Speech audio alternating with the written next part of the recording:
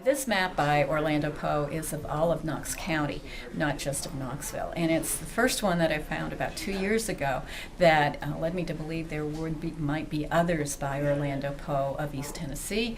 And in fact, there were in National Archives in College Park, Maryland. So this map has tremendous detail of the road systems, of the mountains, of the waterways, and all along the major roads. It has the family names of the homes, of the people who own the homes along the route, so that it has, in addition to excellent military information, this is just what the Army needed, today for us it has wonderful historic information. It's a really important tool for genealogists, for instance, who might be interested in where family homes were.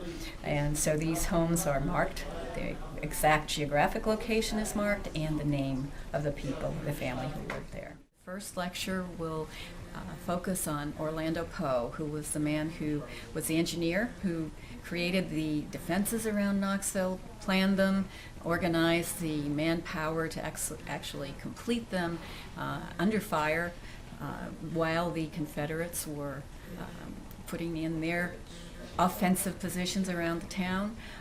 Poe managed to get this town so well secured that the battle, when it did happen, there were 4,000 troops who charged against 400, and the 400 prevailed. So Poe not only designed the fortifications, he had them built. They were tested by the best troops of the Confederacy they held. He also documented all of that brilliantly in his maps.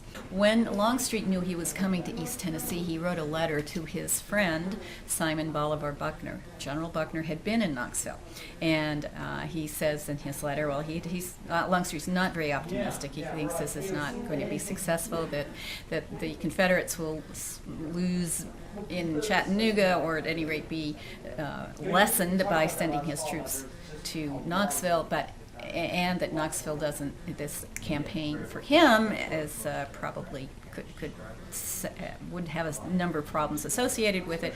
One of them being he doesn't have a map, so he asks Buckner for a map. And Buckner says, well, I've only got one and it's not very good, but I'll send it to you. So that's what Longstreet has. When he gets to Knoxville, significantly after many different events, but he puts the town under siege. I mean, a siege means that you're going to starve them out, basically. You're going to surround the town, you're going to keep the soldiers in, and when the food runs out, they'll have to surrender. Well, what he does not realize is his map shows that the French Broad River comes into the Holston River. His map shows that that happens below Knoxville, that is, to the west, to the south, to the west. In fact, of course, as everyone here knows, the French Broad and the Holston come together east of Knoxville.